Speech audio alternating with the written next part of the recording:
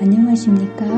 사랑, 희망, 생명을 전하는 복음방송 진리의 뜰입니다. 이제 오늘은 74장 겟세마네입니다. 여러분의 마음속에 오늘 예수님께서 돌아가시기 그 전날 밤 그 겟세마네 동산에서 이루어진 그 주님의 고뇌가 무엇인지 우리의 인간의 힘으로는 그걸 깨달을 수 없어요. 근데 이 시간을 통해서 정말 이 중요한 주님의 고뇌를 믿음으로 영적 눈으로 깨달을 수 있도록 기도하시면서 이 시간에 보내게 되시기를 간절히 바랍니다. 예수님께서 돌아가시는 그 과정 하나를 우리가 공부하고 있는데요. 요한복음 13장에서는 예수님께서 이 십자가 사건이 무엇인지를 설명해 주셨어요. 그리고 예수님께서 이제 승천할 것에 대해서 말씀을 해 주시면서 두려워하지 말고 믿고 서로 사랑하라는 유언을 남겨주셨고 14장에서는 유산을 주셨습니다. 유산이 뭐라 그랬죠? 기도와 성령과 평안. 이걸 꼭 붙잡고 하나님의 백성들은 사셔야 되는 거예요. 그리고 15장에서는 이 유산을 잘 관리할 수 있는 이 유언과 유산을 잘 관리할 수 있도록 사람이 할 수 있는 일이 아니기 때문에 하나님과 그리고 예수님과 우리와의 관계를 포도나무의 비유를 통해서 말씀해 주시면서 우리가 어떻게 이것을 이루어갈 수 있는지 설명해 주셨습니다. 그리고 요한복음 16장에서는 실제적으로 이 모든 것을 우리 곁에서 이루실 성령의 사역을 16장에서 설명을 합니다. 그리고 17장에서는 마지막으로 주님께서 제자들을 위해서 최후의 기도를 남기시는 모습을 보게 됩니다. 17장에 보면 여러분들이 집에 가셔서 13장부터 17장까지 한번 쭉 읽어보세요. 제가 여러분에게 한 5시간에 걸쳐서 이것을 쭉 설명해 드렸기 때문에 여러분들이 이것을 이제 잘 보시면서 주님께서 마지막 가시는 순간에 어떤 기도를 들으셨을까? 마지막 들으신 기도를 한마디로 얘기하면 하나가 되게 해달라는 기도를 하셨다는 거예요. 여러분들 우리가 하나가 되는 게 참 중요합니까? 네, 너무 중요합니다. 이 세상을 이기는 이김은 하나님과 우리가 하나됨 그리고 우리가 하나됨에 달려있는 거기 때문에 주님께서 뭐라고 얘기하셨냐면 나는 더 이상 세상에 있지 아니하오나 그들은 세상에 있사옵고 나는 아버지께로 가옵나니 거룩하신 아버지여 내게 주신 아버지의 이름으로 그들을 보존하사 우리와 같이 그들도 하나가 되게 하옵소서라고 말씀하시면서 하나가 되기를 기도하시고는 최후의 만찬이었던 마가의 다락방을 나오셔서 기도하시기 위해서 어디로 가셨냐면 겟세마네 동산으로 가십니다. 이제 예수님은 몇 시간 후면 잡히셔서 십자가에 달려 돌아가실 걸 아셨기 때문에 십자가의 그 고난을 준비하시기 위하여 기도하러 가셨어요. 어디로 가셨다고요? 겟세마네 동산으로 가셨습니다. 제자들에게 이 5장에 걸쳐서 마지막 유언과 유선을 전해주실 때 주님께서는 마지막으로 뭐라고 얘기하냐면 담대하라 내가 세상을 이기었노라. 여러분 이 얘기 말씀을 하실 때 예수님이 풀이 죽어서 얘기하셨을까요? 위풍당당하게 말씀하셨을까요? 예수님께서는 정말 십자가에 고난이 있고 죽음이 있으셨지만 주눅들지 아니하시고 내가 너희에게 이것을 이루는 것은 너희로 내 안에서 평안을 누리게 하려 함이라 라고 얘기하면서 세상에서는 환난을 당하나 담대하라 내가 세상을 이기었노라 라고 말씀하시면서 담대하라고 말씀하십니다. 근데 이상하게도 예수님이 겟세마네 동산으로 가까이 가면 갈수록 예수님의 모습이 이 다락방에서의 당당하던 모습 대신에 위축되시고 심지어는 걷지도 못하신 채 쓰러지려고 하시는 모습을 보게 됩니다. 여기 이렇게 되어 있어요.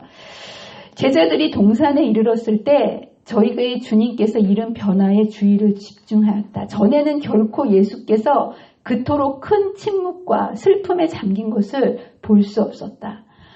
예수님께서 슬픔에 잠기시고 두려움을 느끼시면서 가시는데 여기에 보면 이제 그분의 걸음은 단 한 걸음도 괴롭고 힘들어서 걷기도 힘드셨고요.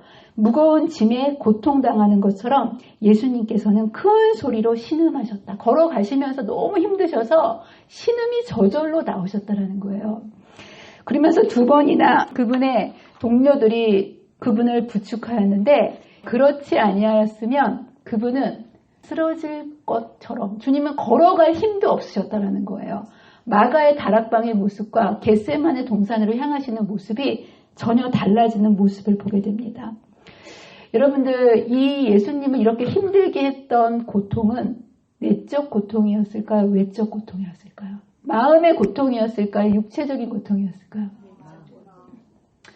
우리가 지난주 금요일날 우리 장로님께서 예수님의 십자가의 고통을 과학적으로 증명한 그걸 보여주지 않으셨습니까?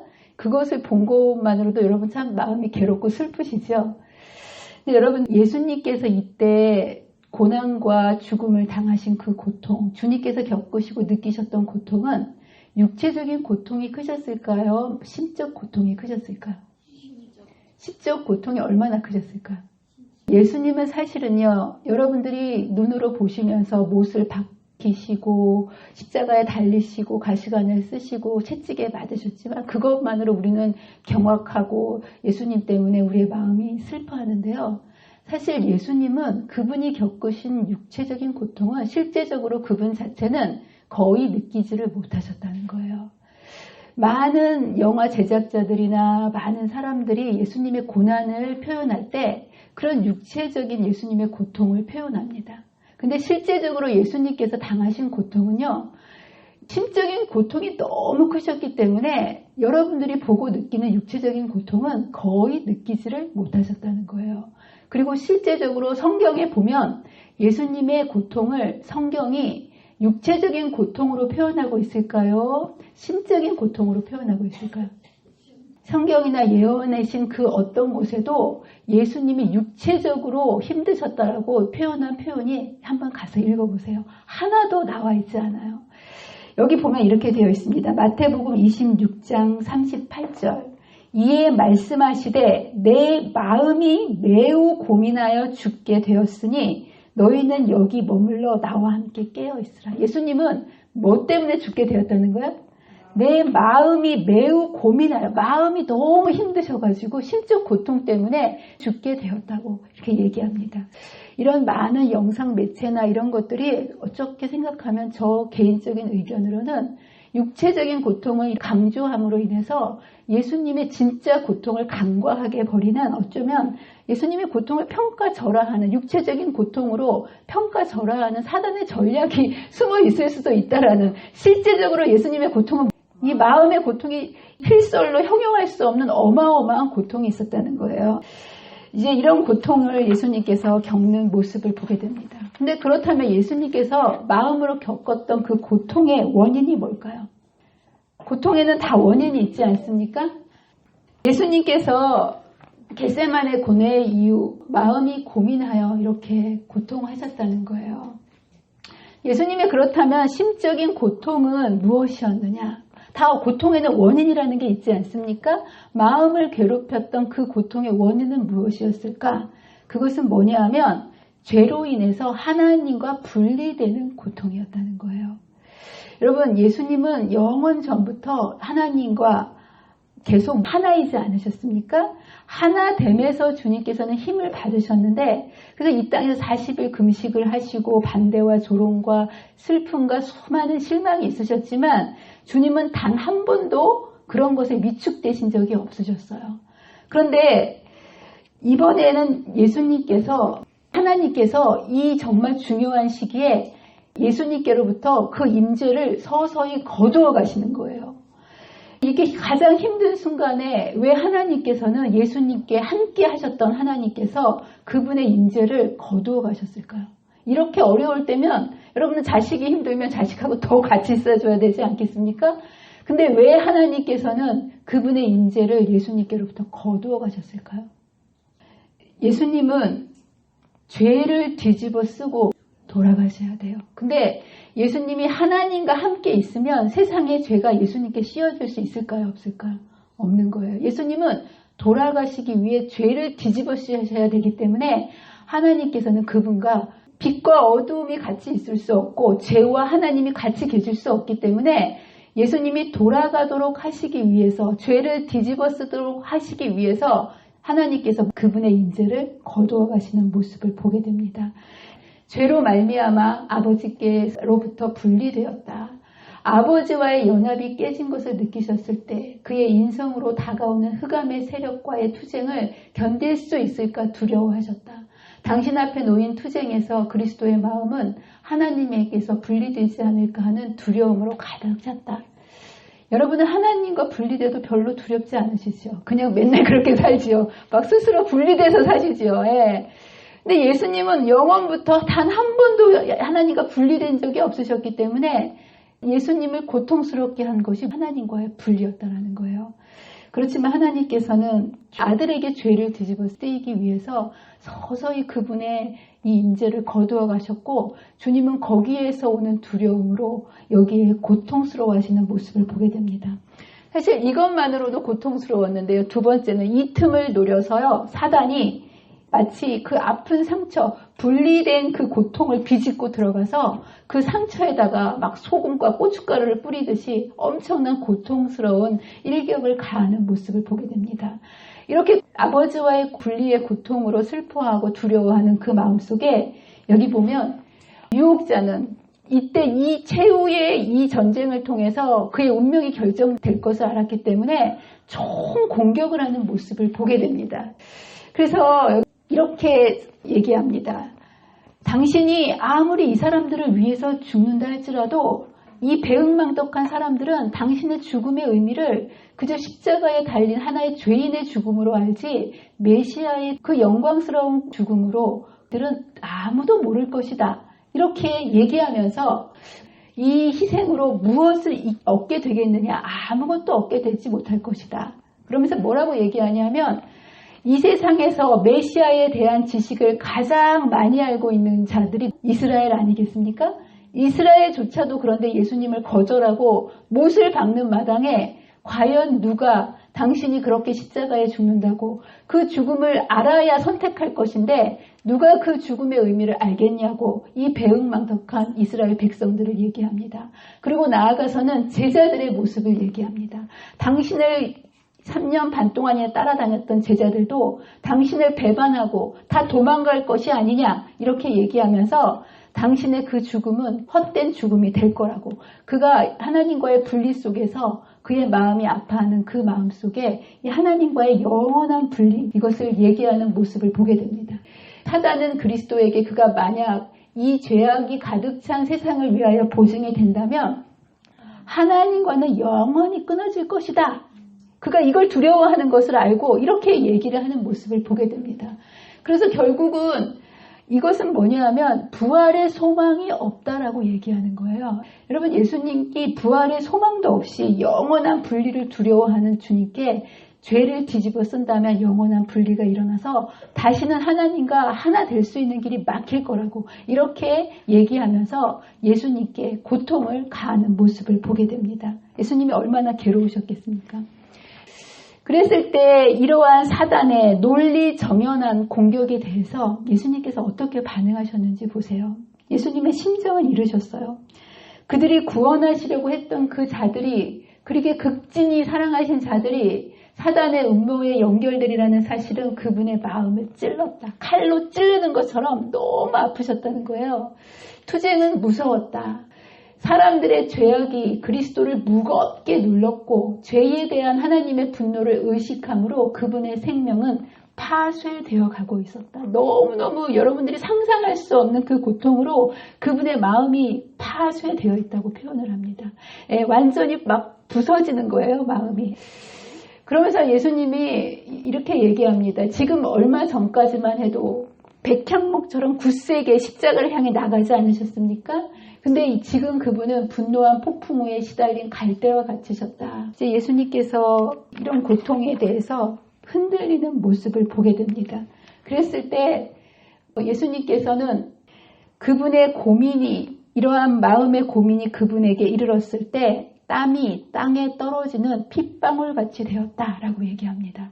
너무 고민하고 마음이 파쇄되는 그것으로 인해서 땀샘 옆에 있는 모세혈관이 다 터져서 땀이 떨어지는데 땀과 피가 섞여서 뚝뚝뚝뚝 핏방울이 돼서 떨어지는 모습을 보게 됩니다. 사실 예수님이 이 자리에 멈추실 수도 있으셨어요. 여러분 생각해 보세요. 이 우주에 어마어마한 별들이 많은데 그 별들 중에 이 지구라는 것은 먼지만큼도 존재감이 없는 이 세상이거든요. 이거 하나 없어진다고 하나님께 무슨 일이 일어나겠습니까? 사실 예수님께서는 여기에서 이 잔을 거절하실 수도 있으셨다. 지금도 이 일은 너무 늦지 않았다. 내가 이걸 포기할 수 있으셨다라는 거예요. 이 일이 너무 고통스러웠기 때문에 주님께서는 하나님께 이렇게 요청하십니다. 조금 나아가사 얼굴을 땅에 대시고 엎드려 기도하여 이르시되 내 아버지여 할만하시거든 이 잔을 내게서 지나가게 하옵소서. 이렇게 몇 번을 하셨다는 거예요? 세 번씩이나 이 잔을 할 수만 있다면 예수님도 이 온 세상의 죄악이 뒤집어 씌워지고 하나님의 임재가 거두어지어질 때 이 고통을 참을 수 없는 고통이었기 때문에 이 잔을 내게서 거두어 달라고 이렇게 세 번이나 간청하시는 모습을 보게 됩니다. 주님께서는 그럼에도 불구하고 결심하십니다. 나아가셔서 내가 마시지 않고는 이 잔이 내게서 지나갈 수 없거든 아버지의 원대로 되기를 원하나이다 라고 얘기하시면서 주님께서는 죽기를 결심하시고 죽음의 잔을 십자가의 잔을 마시기 위해서 나가시는 모습을 보게 됩니다. 이때 예수님께서 죽음으로 나아가시는 것은 사실 여러분 예수님께서 제자들과 이 십자가의 고난과 죽음을 이전에 여러 번 설명하시지 않으셨습니까? 내가 고난을 받겠고 죽겠고 다시 부활하리라. 이것을 여러 번 반복하셨기 때문에 예수님이 부활하실 줄 알았어요. 그래서 여러분들 이렇게 기도하시면서 땀방울을 흘리셨을 때 그렇게 부활할 거 아시는데 뭐하러 저렇게 고민하실까? 이상하지 않으세요? 예수님도 본인이 부활하실 걸 제자들에게 알고 말씀하셨어요. 근데 이 순간에는 주님에게 부활의 소망이 없어졌다는 거예요. 왜 그랬을까요? 믿음이라는 것은 관계에서부터 비롯됩니다. 맞습니까? 좋은 관계가 유지될 때 그 사람이 하는 말을 믿을 수 있는 거예요. 근데 이 순간에 예수님은 하나님과의 관계가 깨어졌기 때문에 사실 이 현실 속에서 이것을 믿음으로 받아들이는 것이 가능했을까요? 불가능했을까요? 하나님께 대한 이 임재가 거두어졌고 관계가 깨어졌기 때문에 이전에는 하나님의 임재로 연결되었기 때문에 부활할 걸 믿으셨지만 이 순간에는 믿을 수 있는 상황이 아니셨다는 거예요.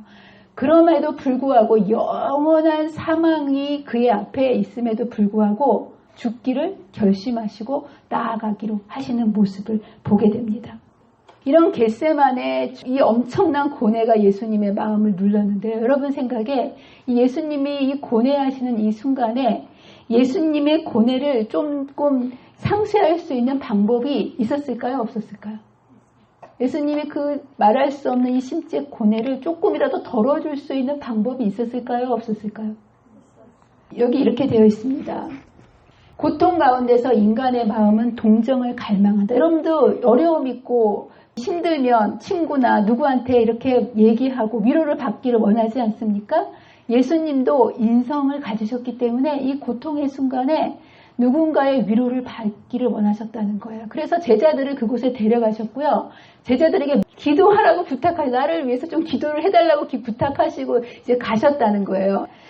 이와 같은 갈망을 그리스도께서는 마음속 깊이에서부터 느끼셨다. 극도로 고민하는 가운데서 그처럼 자주 축복하시고 위로하셨으며 슬픔과 어려움에서 보호하셨던 제자들에게서 어떤 위로의 말을 듣고자 하는 간절한 마음으로 그분은 그들에게로 오셨다. 근데 여러분들 제자들이 뭐하고 있었습니까? 제자들이 자고 있었다는 거예요. 여기에 보면 만일 제자들이 이 사실을 깨닫고 감사하는 것을 아실 수만 있으셨어도 그분은 뭐를 가지셨을 수 있었던 거예요? 용기. 여러분들 제자들이 함께 해주고 기도했다고 십자가에 안 나가시는 건 아니었어요.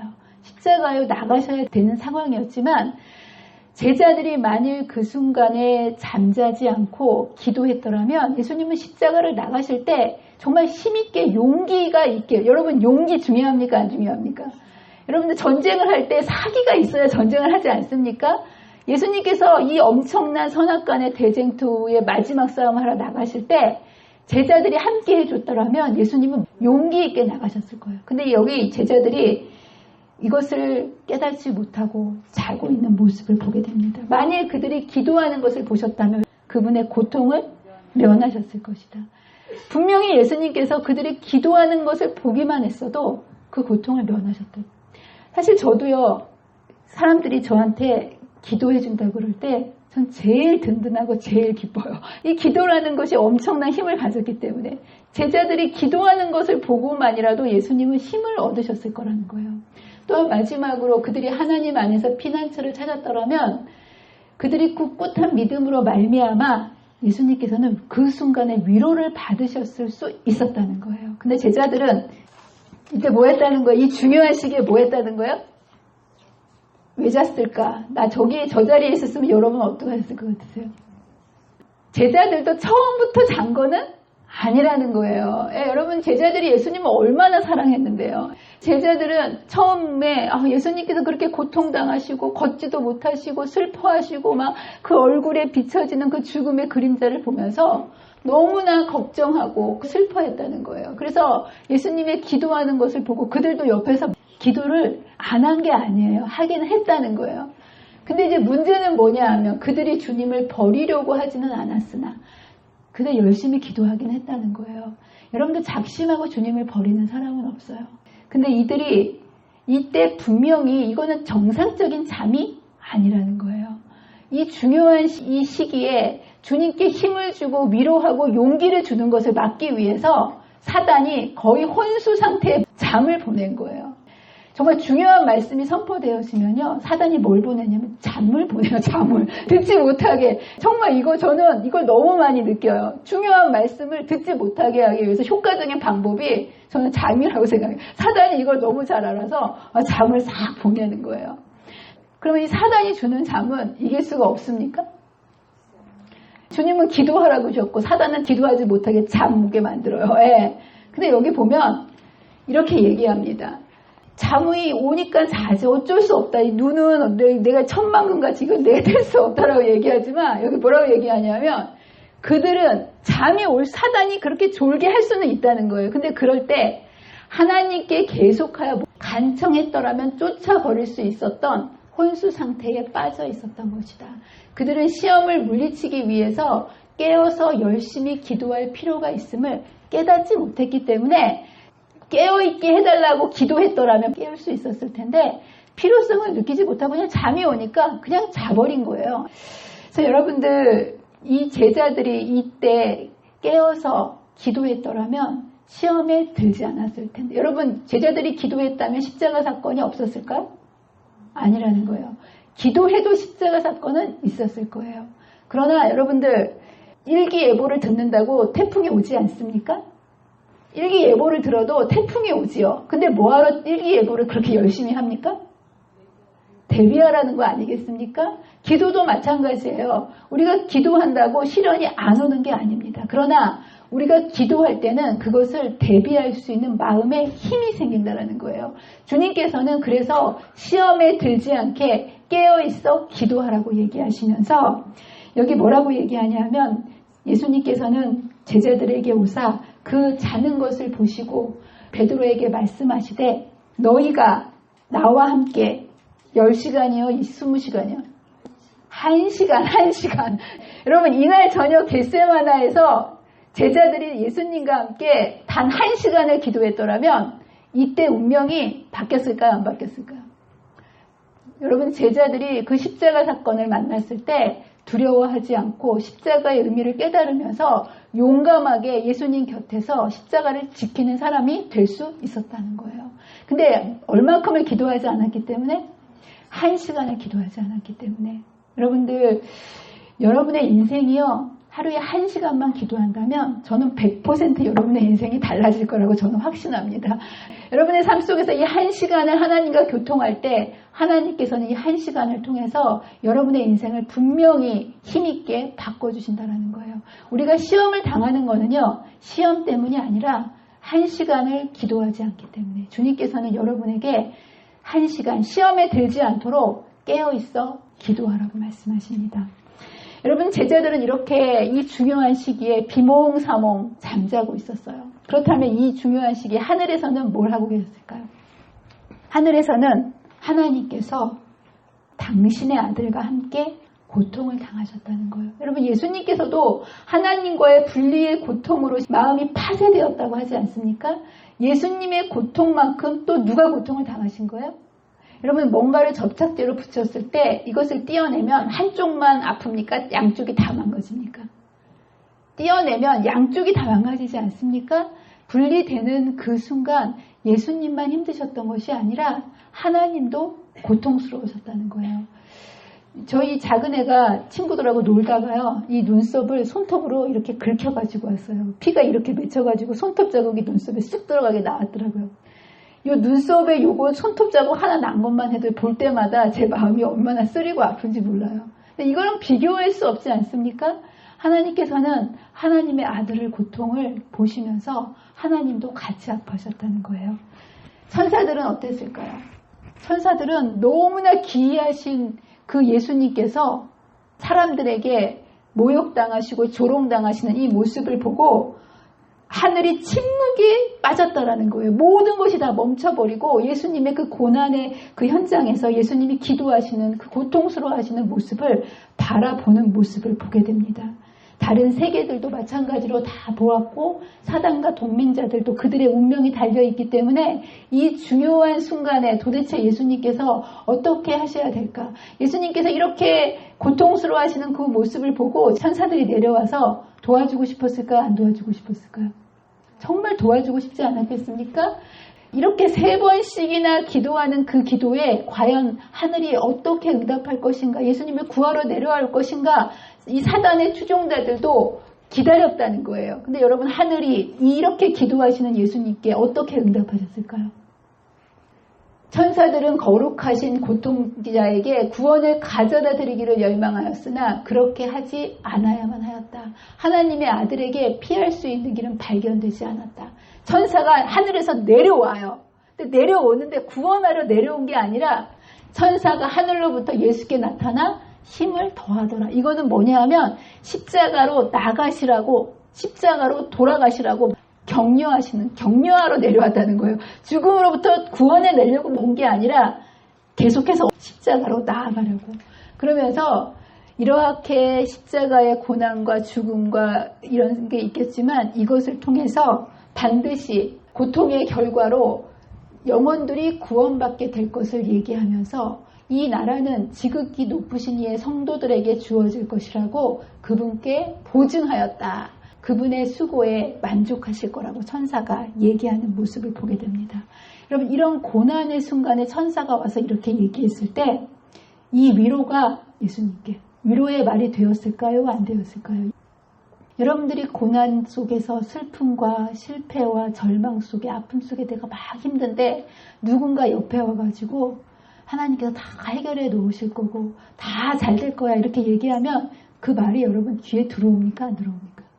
솔직히 말해서 사실 내 형편이 너무나 어렵게 되면요, 그런 하나님의 말씀에 보증이 있다 할지라도 그 말씀이 내게 되지 않습니다. 왜냐하면 관계가 끊어지면 그 말이 내게 되지 않기 때문에. 그래서 사실 예수님께서는 관계가 끊어지면 그 사람의 말을 믿을 수가 없는 거예요. 그래서 사실은 예수님도 이 상황 속에서 천사가 이런 말을 아무리 했다 할지라도 그것을 진짜 믿음으로 받아들일 수 있는 상황은 아니셨다라는 거예요. 그러나 믿음은 감정이 아니라 선택이라는 거예요. 믿을만 해서 믿는 거는 믿음이 아닙니다. 그거는 확인이죠. 믿음은 믿을 수 없는 상황이라 할지라도 하나님이 말씀이 그렇게 말씀하셨으면 그것을 있는 그대로 선택하는 것이 믿음이라는 거예요. 그래서 예수님은 정말 도무지 믿겨지지 않는, 그렇죠, 고민은 그치지 않았으나 믿기로 선택하십니다. 모든 상황들이 하나님과의 분리되고 백성들은 전혀 모르고 예수님을 죽이려고 드는 이러한 현실 속에서 주님께서는 그의 십자가가 이 모든 사람을 구원할 거라고 믿기로 선택하시고 하나님의 말씀을 받아들이시고 십자가로 담대하게 나아가시는 모습, 그분이 선택했을 때 폭풍은 결코 경감되지는 않았다는 거예요. 현실은 바뀌지 않았어요. 그러나 그분은 침착하고 평온하게 되셨다. 피에 젖은 그분의 얼굴에는 하늘의 평화가 깃들었다. 그러한 현실 속에서 믿기로 선택했을 때 주님의 마음속에 평화가 이루어오는 모습을 보게 됩니다. 그래서 이제 십자가로 제자들을 깨우셔가지고요. 담대히 나가시는, 잠자는 제자들을 깨우셔가지고 도망가신 게 아니라 십자가로 나가십니다. 일어나라, 함께 가자. 보라, 나를 파는 자가 가까이 왔도다. 그러시면서 주님은 담대하게 다시 힘을 얻으셔서 죽음으로 자기를 잡는 자들을 한태로 걸어서 가십니다. 근데 이때 또 한 가지의 신성의 모습이 나타납니다. 이 마지막 순간까지도 예수님은요, 자신을 거절하는 당신의 백성들에게 자신이 메시아라는 것을 확인시켜 주시면서 그들을 끝까지 구원하려고 하시는 모습을 보게 됩니다. 여러분, 겟세마네 동산이 캄캄하지 않겠습니까? 지금은 어디든지 전기불이 있기 때문에 밖에 나가도 대충은 환해요. 근데 이 고대에는요, 달빛이 아니면요, 칠흑 같은 어둠이었어요. 근데 이 겟세마네 동산에 예수님께서 갑자기 환한 신성의 모습으로 하나님의 영광이 드러나서요. 그 겟세마네 동산이 엄청난 빛으로, 예수님께로부터 나오는 빛으로 신성의 영광이 비춰지는 놀라운 기적이, 증거가 나타나는 모습을 보게 됩니다. 그들을 잡으러 왔을 때 거룩한 빛이 구주의 얼굴을 비추고 비둘기 같은 모양이 그분을 가리었다.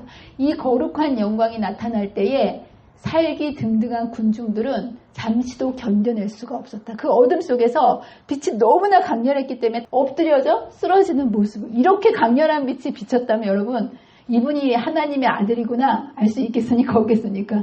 그 어둠 속에서 이런 분명한 신성의 영광을 보여주셨다는 거예요.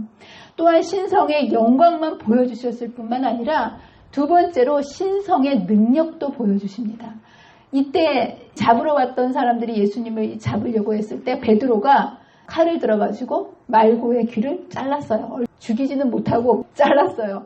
그랬을 때 예수님께서는 그 귀를 가지고 말고의 귀에 붙여주시면서 그분, 여러분들 잘라진 귀를 다시 붙이는 건 사람이 할 수 있습니까? 없습니까?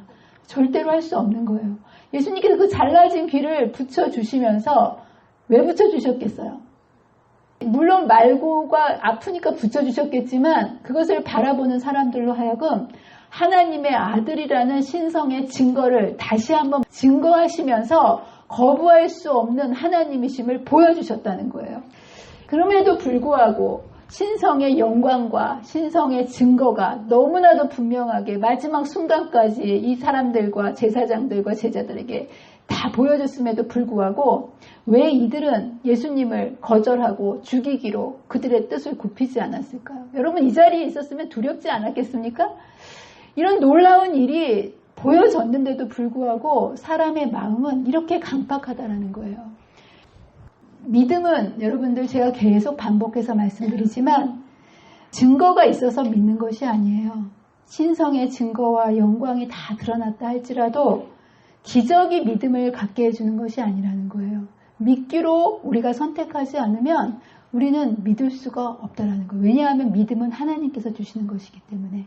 반대로 예수님은 현실 속에서 도무지 자신의 부활과 십자가의 영광을 믿을 수 없는 상황이셨어요. 그렇지 않습니까? 하나님과 분리되셨고 또 사람들이 다 이것을 알지 못하는 그러한 현실 속에서 그는 하나님의 약속을 붙들었고요. 믿기로 선택하셨을 때 그는 그것을 믿음으로 받아들일 수 있으셨고 십자가 앞으로 담대히 나가실 수 있으셨다는 것. 이러한 놀라운 하나님의 사랑은 내가 어떤 영화를 보면서 이런 것을 보면서 내 마음에서 뜨거운 감정으로 하나님을 사랑을 느껴봐야 되겠다 이렇게 생각하지 마세요. 이 하나님의 깊은 사랑은 그냥 우리의 마음이 뜨거워지는 그런 감정으로 느껴지는 것이 아니라 우리가 그분의 사랑을 알고자 하고 믿고자 할 때 성령께서 우리에게 감당할 만큼 그 사랑을 깨닫게 해주셔야 빛도 한꺼번에 주시면 저 어둠 속에 있었던 사람에게 갑자기 빛이 주어지면 그 빛을 보고 실명하지 않습니까? 이 어마어마한 하나님의 사랑을 누가 이것을 감당할 수 있겠습니까? 이 사랑을 정말 알고 싶지 않으십니까? 저는 이 사랑을 정말 알고 싶어요. 정말 사람의 사랑도 참 그런데 하나님의 사랑은 어떤 사랑일까? 제가 참 이 사랑을 어느 순간부터 이 사랑을 꼭 알고 싶다는 그런 제 마음속에 갈망이 생기더라고요. 제가 이전에 살던 집은 11층이었어요. 11층이었는데 어느 날 제가 밖에 나갔다가 집에 들어가는데 엘리베이터 앞에 섰더니 엘리베이터 내려오는 그 층수가 보이지 않습니까? 3층에 이렇게 딱 이렇게 있는 거예요. 3층이면 1층까지 내려오는데 몇 초 걸리지도 않아요. 1, 2초도. 그렇죠? 근데 어떤 애기 엄마가 막 들어오더니 갑자기 3층을 딱 보고 계단으로 올라가는 거예요. 여러분 3층에 내려오는데 그걸 보고 올라가면 이 사람이 몇 층에 살고 있다는 얘기입니까? 1, 2초보다 더 가까운 데 살고 있다는 거 아니겠습니까? 그래서 저 아줌마 얼마나 급하면 웬만하면 1, 2초 있다가 엘리베이터 타고 올라가시지 저렇게 미친 듯이 뛰어 올라가시나? 되게 급한 일이 있나 보다. 이제 그렇게 생각하고 제가 엘리베이터 앞에 서 있었어요. 근데 한 1초, 2초 후에 엘리베이터 문이 딱 열렸는데요. 거기에 어떤 아줌마가 2-3살 난 한 남자애를 안고 있는데 애가 막 울고 막 난리 났어요. 엄마를 찾고 울고 막 난리가 난 거예요. 내가 상황을 딱 판단해 보니까 아까 그 사람이 얘 엄마고요. 이 엄마가 우는 애 때문에 1초라도 이 아이를 만나고 싶어가지고 3층에서 내려오는 엘리베이터를 못 참고 계단으로 뛰어 올라간 거예요. 엄마가 없네. 올라가면 엄마가 있을 거야. 그래갖고 다시 제가 타고 엘리베이터가 올라갔어요. 근데 어디를 몇 층을 누르나 보니까 5층을 누르는 거예요. 그러니까 이 엄마가 빛의 속도로 올라가지 않는 한 내려가고 올라오면 그 엄마가 도저히 그 자리에 있을 것 같지가 않은 거예요. 제가 계속 궁금했어요. 엘리베이터 문이 열리면 이 엄마가 진짜 거기 있을까? 없을까? 그럼. 그래서 이제 1층, 2층, 3층, 4층에서 몇 층이 아니라 5층 딱 됐어요. 문이 딱 열렸어요. 근데 문이 열리는 순간 그 앞에 누가 있었을까요? 그 엄마가 눈물이 돼갖고 얼굴이 다 빨개져가지고요. 거기에 서 있는 거예요. 그리고 그 애가 그렇게 울던, 죽으라고 울던 애가 그 엄마의 품에 딱 안기는 순간 눈물이 딱 끄치는 모습을 보았어요. 제가 이제 저는 문이 닫히고 11층이니까 쭉 올라가면서 그런 생각이 들더라고요. 저 엄마가 저 아기를 1초라도 먼저 보고 싶어가지고 그 2, 3초 내려오는 것을 못 참고 죽을 힘을 다해가지고 5층을 초능력적인 힘으로 올라가는 거예요. 엘리베이터보다 더 빨리 올라가려면 얼마나 빨리 올라가야 되는지 여러분 알겠죠? 그렇게 올라가가지고 그 아이를 품에 안는 모습을 보면서 사람도 자기 자식을 저렇게 사랑하는데 우리 하나님은 어떠한 사랑으로 우리를 사랑하실까? 나 정말 그 사랑 너무나 알고 싶다. 하나님 저도 하나님의 그 사랑을 매 순간 갈망하게 해주시고 그 십자가의 아들을 내어주시고 우리를 위해 돌아가신 예수님의 사랑이 어떤 사랑인지 구주를 아는 그 사랑이 제 삶의 최고의 소원이 되게 해주십시오. 제가 엘리베이터 안에서 올라가면서 그런 기도를 드렸던 기억이 납니다. 여러분 오늘 제가 이 말씀을 드린 거는 사실은 제가 이 사랑을 알았다면 눈물의 없이는 이 말씀을 제가 드리지 못할 말씀이에요. 저도 사실 이 사랑을 알지 못하니까 이렇게 멀쩡히 여러분한테 설명을 드릴 수 있는 거예요. 근데 여러분 이 사랑은요. 아무도 측량할 수 없고요. 아무도 알 수 없는 오묘하고 깊고 어마어마한 사랑이라는 것. 여러분들이 이 십자가의 사랑을 깨닫는 순간 여러분의 모든 것을 여러분의 삶을 십자가 외에는 자랑하지 않기로 결심했던 사도 바울처럼 십자가를 사랑할 수 있게 된다는 것. 여러분의 마음속에 이 귀한 아름다운 낡고 거칠지만 우리의 구원을 이루어줄 수 있는 이 십자가를 이 사랑을 깨닫는 것이 저와 여러분의 갈망이 되게 해달라고 하나님께 간절히 기도하시고 이 사랑을 깊이 깨달으시고 우리도 그 사랑에 반응하며 살아갈 수 있는 저와 여러분이 되시기를 간절히 바라면서 말씀을 마치도록 하겠습니다. 기도하겠습니다. 사랑과 은혜가 많으신 하나님 아버지, 우리 죄 때문에 겟세마네 동산에서 하나님과의 분리로 그렇게 고통스러워 하시고 그렇게 이 잔을 치워달라고 기도하시는 주님의 모습을 오늘 말씀을 통해 보았습니다. 그러나 우리는 이런 말씀을 들으면서도 우리의 마음에 그렇게 와닿지 않고 깨달아지지 않고 그 사랑을 알 수도 느낄 수도 없습니다. 죄가 이렇게 우리의 마음을 다 망가뜨렸고 하늘이 울고 땅도 울고 모두가 울 때 우리는 그저 이 사랑을 알지도 못한 채 잠자고 있었던 제자들처럼 그리고 이것을 거절하고 주님을 죽였던 제사장들처럼 똑같은 인생을 날마다 반복하고 살아가고 있습니다. 주님, 우리를 불쌍히 여겨주시고 우리가 눈을 들어 십자가를 바라보게 해주셔서 그 크신 사랑을 우리가 가슴으로 깨닫게 해주시고 우리도 그러한 사랑으로 주님을 사랑할 수 있도록 인도하여 주시옵소서. 주님, 우리는 그럴 수 없사오나 이 모든 것을 우리가 원하고 갈망하고 바라볼 때 이 놀라운 십자가의 사랑을 우리 안에 깨닫게 해주시겠다고 약속하셔서 감사합니다.